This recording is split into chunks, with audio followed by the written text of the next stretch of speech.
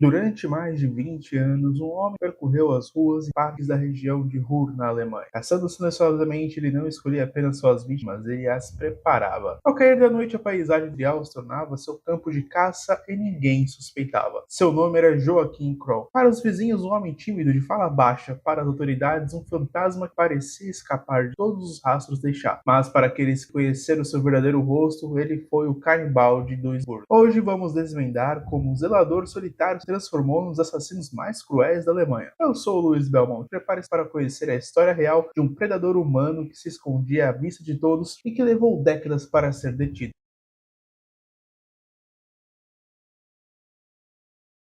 Joachim Kroll, também conhecido como Canibal de Duisburg, era zelador de sanitários que atuava silenciosamente na região de Ruhr, na Alemanha Ocidental, entre 1955 e 1976. Ele atacava com rapidez, surpreendia suas vítimas, estrangulava-as com mãos ou com objetos improvisados e trazia os cadáveres de volta ao seu apartamento. Lá, ele cometia atos de necrofilia, mutilava os corpos e até os consumia diante de uma boneca de borracha que usava para satisfazer os seus desejos sombrios. Seu último crime ocorreu em 3 de julho de 1976, quando sequestrou Marion Ketter, uma menininha de apenas 4 anos que brincava em um pátio comunitário próximo ao prédio onde morava. No dia seguinte, enquanto a polícia batia na porta em porta, um vizinho de Kroll chamou a atenção. Havia uma obstrução no encanamento. Ao ser indagado, Kroll simplesmente respondeu que eram entranhas bloqueando o ralo. Ao investigar, os policiais encontraram cenas indescritíveis. Dentro do apartamento, pedaços do corpo de Marion estavam acondicionados no refrigerador, enquanto uma das mãos fervia uma panela sobre o fogão. As entranhas da criança estavam entaladas no encanamento. O horror é real e presente se impôs de imediato. Kroll foi preso imediatamente, sem chances de fuga. O monstro oculto havia sido finalmente desmascarado. Durante o interrogatório, sem demonstrar nenhum tipo de remorso, ele admitiu ter assassinado outras 13 pessoas, além de Mario, em uma tentativa de homicídio, revelando em detalhes suas ações perversas ao longo de mais de 2 décadas. Joachim George Kroll nasceu em 17 de abril de 1933 na cidade de Hindenburg, então parte da Alemanha, hoje Zabrze, na Polônia. Era o sexto de 9 filhos de uma família marcada pela pobreza extrema. Seu pai, um mineiro, foi convocado para a Segunda Guerra Mundial e acabou feito prisioneiro pelos soviéticos. Quando retornou, anos depois, o lar já estava marcado pela miséria e pelo trauma. A infância de Kroll foi solitária e cruel. Desde cedo demonstrava dificuldades cognitivas, seu desempenho escolar era fraco e ele abandonou os estudos com pouco mais de 8 anos de educação formal.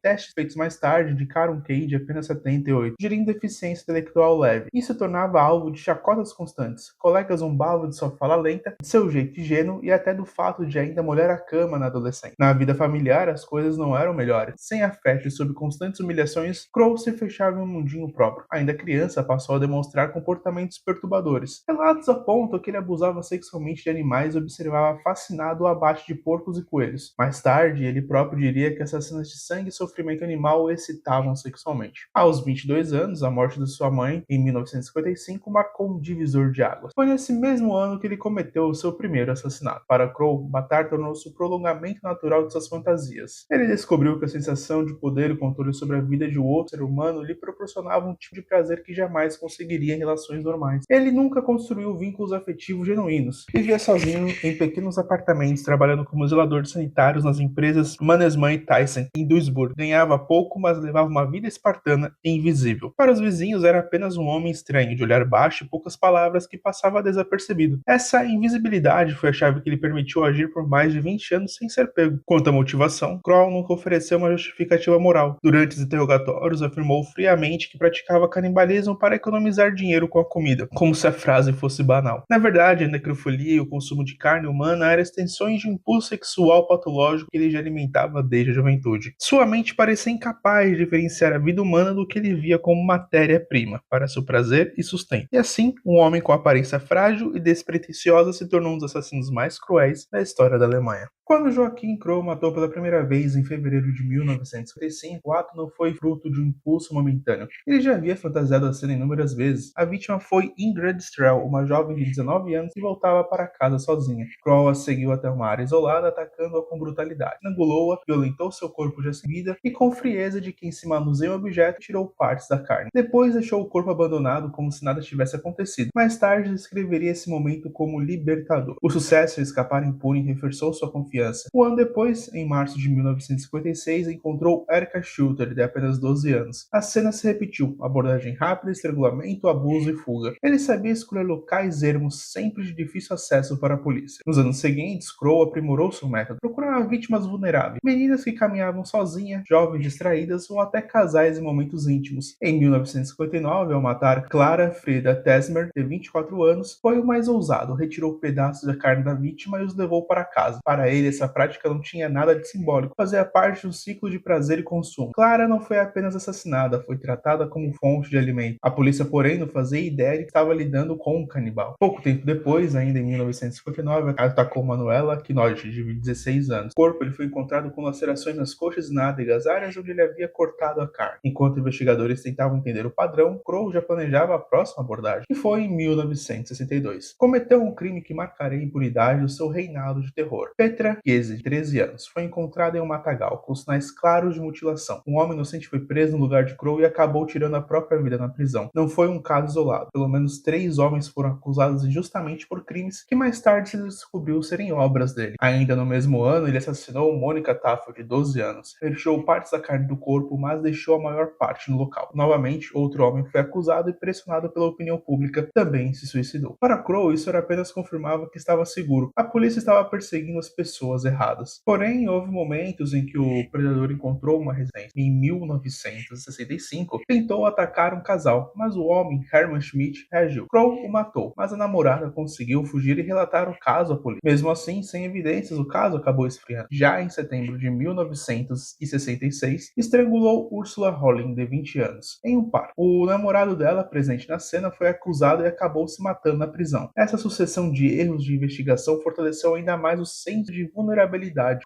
As idades das vítimas variavam muito. Em dezembro de 1966, sequestrou Ilona Hark, de apenas 5 anos. Ele a violentou e afogou em uma vala. Anos depois, diria que preferia crianças por serem mais fáceis de controlar. O padrão continuou nos anos 70. Em 1969, a vítima foi Maria Hegarty, de 61 anos. Uma escolha incomum, talvez motivada pela oportunidade. Já em 1970, sequestrou e matou o Jutta Hand, de 13 anos. Mais uma vez, o inocente foi preso e confessou sob pressão. O tempo passou, mas o apetite de Crowe não diminuiu. Em maio de 1976, matou Karin Topfer, de 10 anos, repetindo a brutal sequência de abuso, estrangulamento e mutilação. Pouco mais de um mês depois, ele cometeria o crime e colocaria fim à sua série. Marion Ketter, de apenas 4 anos, brincava sozinha perto da casa quando foi atraída para o apartamento de Crowe. Ele a matou, desmembrou e cozinhou parte do corpo. O que ele não previu foi que as entranhas descartadas no vaso sanitário ficarão presas no encanamento do prédio. Quando os vizinhos reclamaram do entupimento, a polícia foi chamada. Ao questionar Crowe sobre o problema, ele respondeu com a naturalidade de quem fala sobre o lixo doméstico. Disse que eram entranhas humanas. Aquela frase desconcertante levou os policiais a entrar no apartamento e o horror se revelou por completo. Marion estava em pedaços, carne no freezer, mão na panela, órgãos no encanamento. Foi ali que o disfarce do homem tímido e inofensivo ruiu para sempre. Em poucas horas, confessou não só o assassinato de Marion, mas também de mais de uma dúzia de crimes cometidos aos longos de 21 anos. Naquele momento, ficava claro que Joaquim Crowe não era apenas um assassino em série. Ele era um predador metódico que se alimentava do medo, do sofrimento e da carne de suas vítimas, e que havia conseguido por décadas manipular as falhas da investigação para permanecer invisível. Quando Joaquim Crowe foi finalmente levado sob custódia em julho de 1976, a Alemanha descobriu que havia convivido por mais de 2 décadas com assassino em série e canibal que circulava livremente entre pessoas comuns. A prisão ocorreu de maneira quase banal, mas a revelação foi devastadora. Ao ser interrogado, Crowe não tentou negar nada. Com a mesma calma que se discute tarefas domésticas, começou a listar assassinatos cometidos desde 1955, descrevendo datas, locais, métodos e, com frequência perturbadora, detalhes do consumo da carne das vítimas. Não havia horror ou arrependimento em sua voz, apenas um relato frio, quase clínico, de cada crime. A polícia, que havia arquivado inúmeros casos de solução ao longo dos anos, ficou atônita. Crimes atribuídos a diferentes suspeitos ou até mesmo acidentes, de repente, se encaixavam em um único padrão.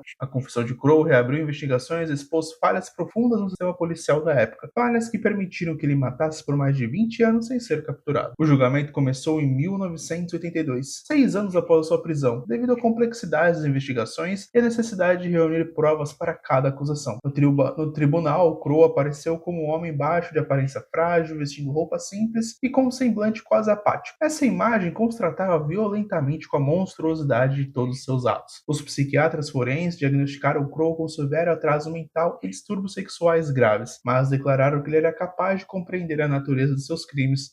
Sua defesa tentou argumentar que ele não tinha plena consciência moral, mas as descrições meticulosas dos assassinatos, somadas ao fato de que ele conseguia planejar, escolher vítimas e ocultar rastros, convenceram o júri de sua responsabilidade criminal. O tribunal o condenou por 8 assassinatos confirmados, embora ele tenha admitido mais de uma dúzia. Recebeu 9 sentenças de prisão perpétua. A frieza com que ele reagiu à sentença causou desconforto até entre os jornalistas mais experientes. Não houve expressão de medo, raiva ou arrependimento. O impacto social foi imenso. Durante décadas, pais haviam criado filhos sob a sombra do fantasma que sequestravam crianças e jovens mulheres na região de Ruhr. Agora havia um nome e um rosto para o terror. Mas isso não trouxe consolo, muito pelo contrário. A descoberta de que Crowe vivia em bairros comuns, cumprimentava vizinhos e até cuidava de animais de estimação fez muitos perceberem que o mal pode se esconder sob a aparência mais banal. Crowe passou seus últimos anos na prisão de Heimbach, não recebeu visita da família, não manteve amizades entre os e continuou a demonstrar indiferença em relação aos crimes. Em 1º de julho de 1991, morreu aos 58 anos, vítima de um ataque cardíaco. Seu caso permanece como um dos exemplos mais perturbadores do chamado mal banal. A capacidade de indivíduos aparentemente inofensivos cometerem atrocidades inimagináveis. Na Alemanha, seu nome ainda é lembrado não só pelos crimes, mas como um alerta permanente sobre as falhas de investigação que permitiram que o predador agisse impune, portanto.